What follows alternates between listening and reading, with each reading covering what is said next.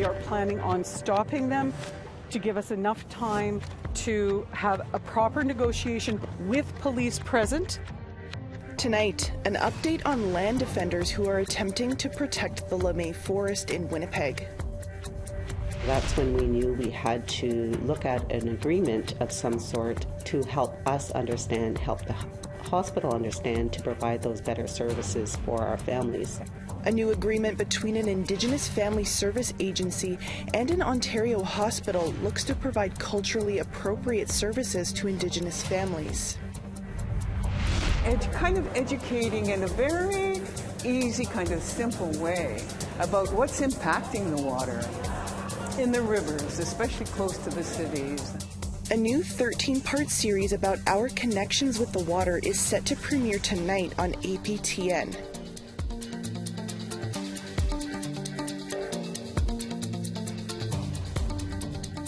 Good evening, I'm Savannah Kelly. Welcome to APTN National News.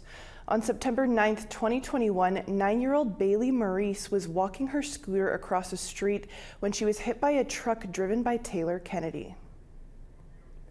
Kennedy admitted to vaping marijuana and microdosing magic mushrooms the day before.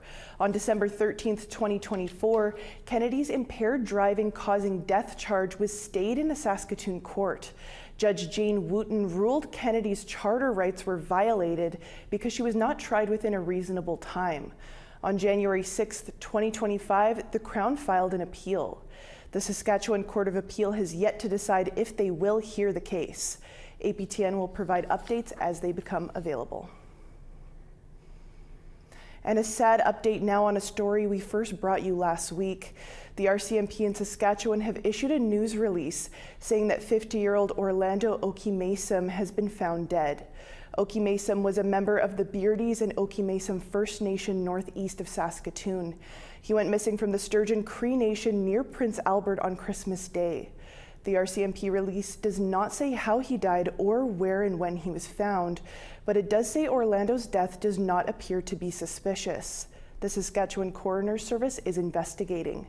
The Sturgeon Lake and Beardies Okimesum communities had been rallying around Orlando's family, who had spearheaded search efforts. Land defenders opposing the removal of trees in the Lemay forest are staying put after the property owner and developer attempted to access the land Wednesday morning. An injunction ordering the defenders not to impede access was extended Monday, but they remained on site, saying they wouldn't leave without police presence. Reporter Sierra Bettens has more. Land defenders and members of the Coalition to Save Lemay Forest have been stationed here since late December. They're fighting to stop the landowner, the Chochel Development Group of Toronto, from removing trees on what they say is sacred land.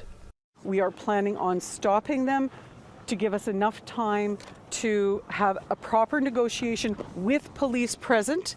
On December 31st, court granted an interim injunction ordering them to not impede access to the property owner's land. On Monday, the injunction was extended but not expanded. On Wednesday morning, the developer's planner arrived with a large truck intending to access the land. He returned on 2 separate occasions with a bobcat. But the Coalition told him they wouldn't move until police arrived. I'm hearing them, but they're not moving out of the way of the equipment. Later, Transcona City Councillor Russ Wyatt announced that Councillor Marcus Chambers is filing a motion urging the city to expropriate the lands for a public park. My hope is that the owner of the property hears this, ceases and desists from his decision to cut the trees down, which is somewhat spiteful in the fact that he has not received an approval for development, in light of the fact that the city is now contemplating expropriation. Louise May speaks for the Coalition. She says they plan to file an injunction based on the Cemeteries Act. Past research commissioned by the Assembly of Manitoba Chiefs found approximately 1,500 burials in the Asile Rocheux Cemetery, which is in the Lemay Forest. However, the exact location of the cemetery is unknown. There are at least 1,500 dead children, infants buried here. those need to, that needs to come to light, and there are likely thousands more. So there are 30 years where we don't have records of the deaths here. So that is, a major piece of St. Norbert history, Manitoba history, even Canadian history. However, Winthrop says the developer will continue to cut down trees in the Lemay forest. We're not looking to preserve the trees. We've told multiple times we're not preserving these trees. Why? Give an honest answer. Why? The honest answer is the landowner has got tired of everybody saying they're my trees. You should be forced to do something. So you're just going to cut down all the trees enough. in spite? In spite? You don't own the trees. Doesn't matter if you own the trees you or don't not. own the trees. Why cut them down? We're moving on. We've said for 18 months we are moving on. You have no development.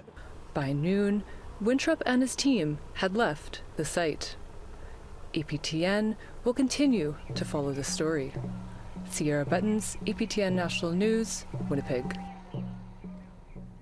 Manitoba's health authority is investigating after a patient died while he was waiting for care in a Winnipeg hospital.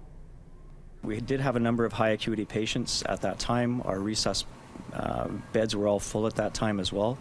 We also had a number of patients in the emergency department. When we see cold weather like this, we do have a number of patients that come in seeking shelter and safety as well, and that was a factor in the emergency and the waiting room as well. The patient was described as a middle-aged male and a low acuity patient.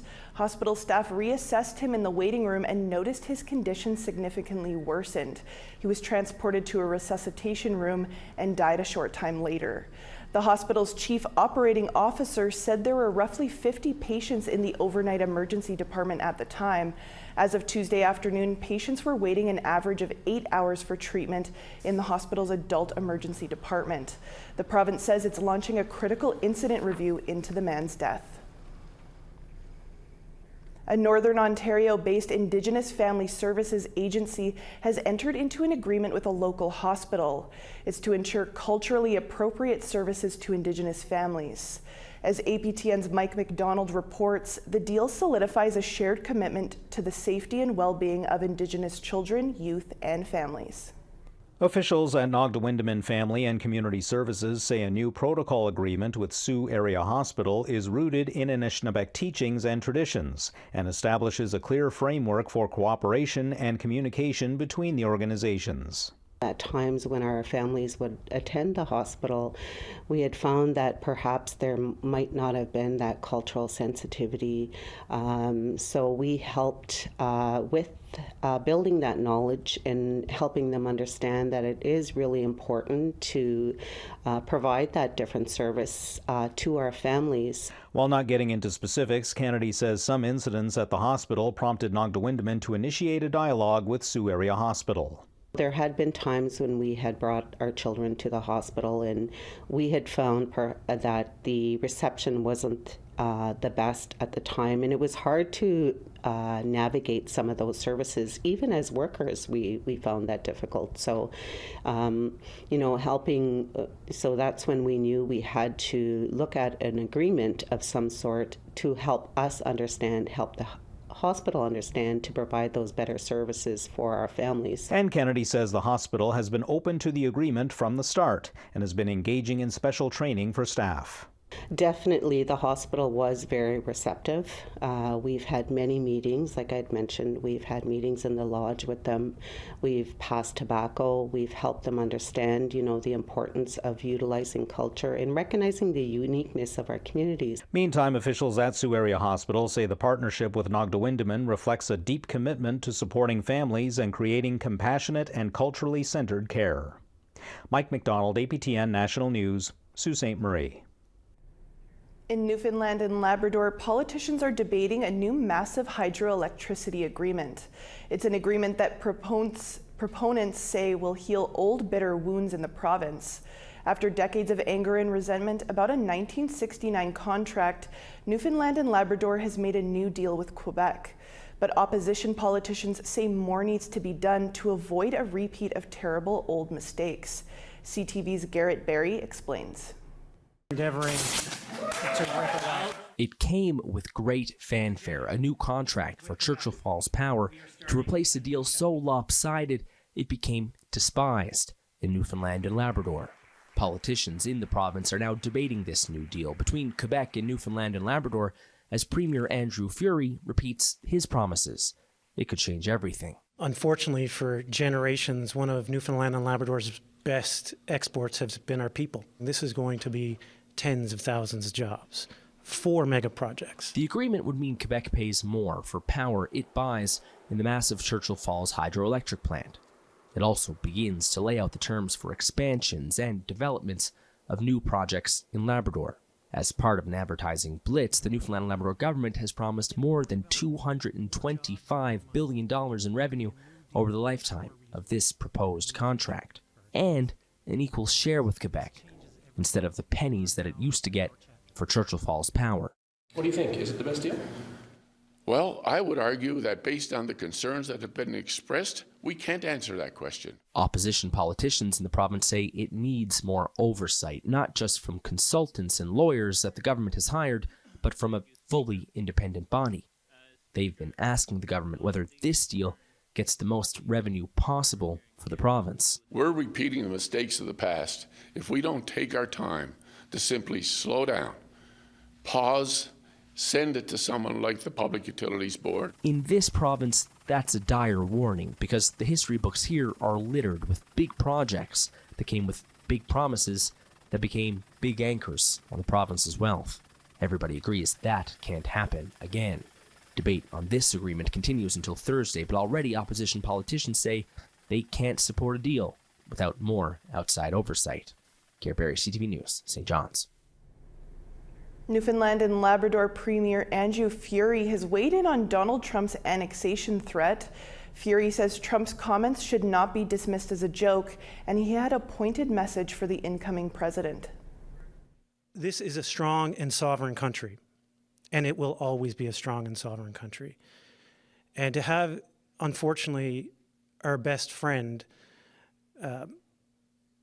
what I would say is threaten our sovereignty is completely unacceptable. Sovereignty comes at an incredible price, a price paid by blood, by Canadians and Newfoundlanders and Labradorians. And to try to take that away is going to come at a significant cost. Trump's latest comments follow his threats to impose a 25% tariff on goods coming in from Canada and Mexico, citing border security. Donald Trump's proposal to change the name of the Gulf of Mexico to the Gulf of America got a sarcastic response from Mexico's president today. ¿Por qué no le llamamos América Mexicana? Se oye bonito, ¿no?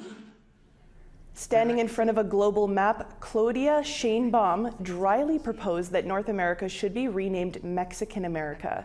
She said a founding document dating from 1814 that precedes Mexico's constitution referred to it that way.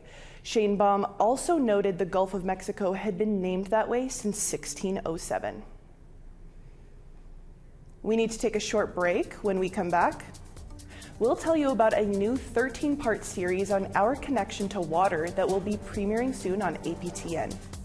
We tell the story of, Mother Earth and, how the rains come down and then push through the underground caverns that clean and filter the water.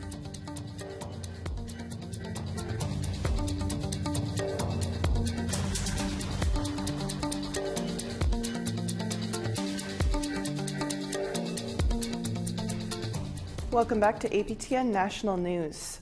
A new 13-part series is about our connection to water, and it's about to premiere right here on APTN.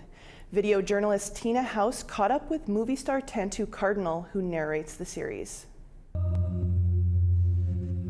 Water Worlds pushes our imagination to go under the water and look at the world from the ocean's point of view. A new series written, directed, and produced by Len Morissette takes a closer look at the state of fresh water and ocean water and its vital importance to all living things. Episode 1 sets up the Two-Eyed Sea and our stewardship, and we start off at Hydroelectric and work with their guardians and watchmen, and then pretty much episode 2 on walks through every part of the environment. So we tell the story of Mother Earth and, you know, how the rains come down and then push through the underground caverns that clean and filter the water. Morissette says he had never seen anything that featured an underwater show that was told through an Indigenous lens, and to shoot the series, they started in Newfoundland and worked their way across the country. At the end of the episode, you can see how everything is tied together and how we're tied, you know, and the teachings with the killer whale, with the Wasanic people, and then how, you know, one will affect the other. He knew he wanted actress Tantu Cardinal to narrate the show, and she agreed to it. Tantu is a strong warrior woman, and she breathed life into the words of like the scripting, and just I can't say enough about her. She's so awesome. She just trusted the path. We caught up with Tantu when she was recently at Vancouver Indigenous Fashion Week and talked to her about water worlds.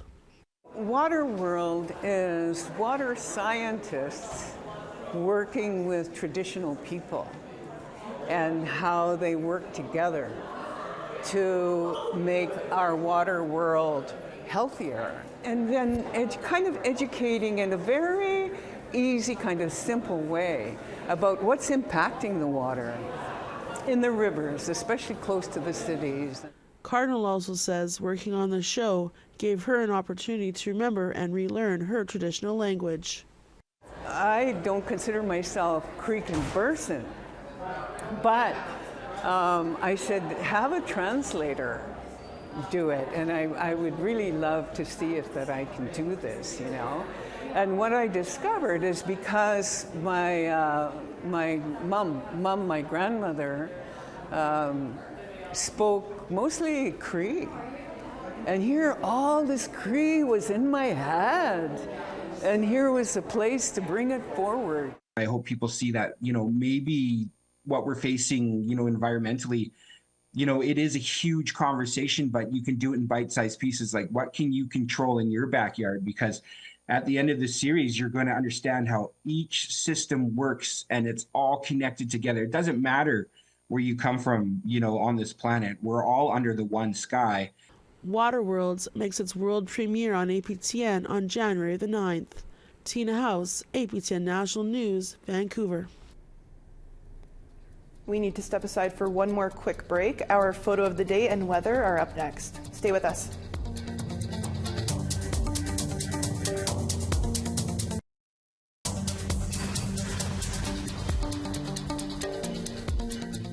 Welcome back. Time now for our photo of the day. Over the holidays, Laura's nephew Ben took this photo of his fancy new pleasure cruiser along the shores of 3 Mile Lake, located in southern Ontario. Thanks for sharing that photo, Laura. For the chance to be our next photo of the day, send your photos to share@aptn.ca. Now let's take a look at tomorrow's weather forecast. Starting off on the east coast, 2 degrees and snow for Halifax, +1 in Charlottetown. Nain, snowy and -2, Kuujjuaq, 0 degrees. Saguenay, snowy and -5, Quebec City, -3. Sarnia, -5, mostly sunny there, Peterborough, -7. Elliott Lake, -10, Big Trout Lake, snowy and -9.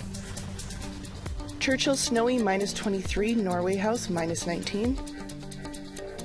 Winnipeg, snowy, -3, Dauphin, -3 as well. Yorkton, snowy, -7, Saskatoon, -5. Stony Rapids, snowy and -20, -3 for Buffalo Narrows. Snowy and 0 for Grand Prairie, -11 in Fort Chip. 0 degrees and sunshine for Calgary, +1 for Edmonton. 6 degrees, mix of sun and cloud for Vancouver, Kamloops, +1.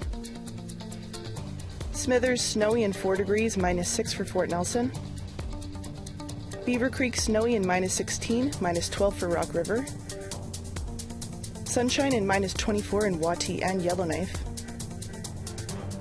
Paulatuck, -22 there, Sax Harbor, sunshine and -23. Chesterfield, snowy, -13, Baker Lake, -19. Clyde River, -26, mix of sun and cloud, and -11 in snow for Iqaluit.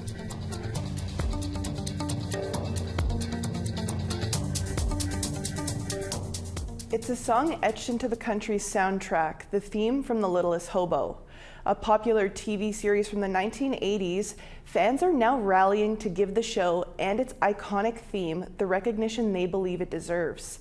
Here's CTV's John Venevali-Rao. This is the original score. That's it. This is it here. Wow. Terry Bush showed us a piece of Littlest Hobo history. After 45 years, he's still got the handwritten sheet music. Right there. Do-wee-oo. That he used to create the TV theme beloved by millions. There's a voice keeps on calling me. That's Terry's voice you hear. Maybe tomorrow I'll want to settle down. A song so many of us remember from our childhoods. Maybe tomorrow I want to settle down. And covered countless times. Every stop I make a new friend. I couldn't believe the effect on people that it had and still does to this day. This is your moment! Some of those fans pushing to get both the show and song a star on Canada's Walk of Fame. It's an honor. It's an honor. In the late 1970s, Bush was writing jingles. When he was asked to take a shot at creating the theme... Say, he hasn't got a collar, Harry, or a license tag. ...for a reboot of a TV series being produced by CTV. And originally based on an American movie about a wandering German shepherd who helps strangers. He explained what it was about, the dog going from town to town. I said, sure. Bush asked a friend, John Crossan, to come up with the lyrics. And using this very guitar, Bush says he created the melody in about 20 minutes. I was very pleased with it. I thought it's a nice song, a nice little country song, and it's good. But executives at CTV rejected the song several times before finally giving it the go-ahead. Never in my wildest imagination did I think it would do what it did. So if you want to join me... The Littlest Hobo ran for 6 seasons and eventually aired in dozens of countries, including Japan and the UK, where pub-goers would sing the theme. In the bars at night, when they closed at night, they played the song. It was the closing theme for the pubs. There's a voice that keeps on calling me. He's now 82 and hadn't sung it in years, but Bush was kind enough to play it again for us. Maybe tomorrow I'll find what I call home. A petition on change.org calls for the show and Bush to get that star. I think we're about 5,500 signatures so far. Podcaster Craig Baird came up with the idea after hearing Batman was being honored on Hollywood's Walk of Fame. I thought, that the Littlest Hobo is kind of Canada's Batman. He essentially fights crime, goes from town to town. There's a voice that keeps on calling me. David Glabay is among the musicians promoting the petition. We'll always be. That song is just a piece of Canadian history right there, and I think he really deserves a lot more recognition for that. A classic show and song that refuses to move on, unlike the hobo. Until tomorrow, I'll just keep moving on. John Venevali-Rao, CTV News, Ajax, Ontario.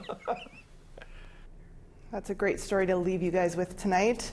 That's all the time we have for your Wednesday news. For news anytime, head on over to our website at aptnnews.ca. I'm Savannah Kelly. Marcy Miigwech, thank you for joining us. Have a great night.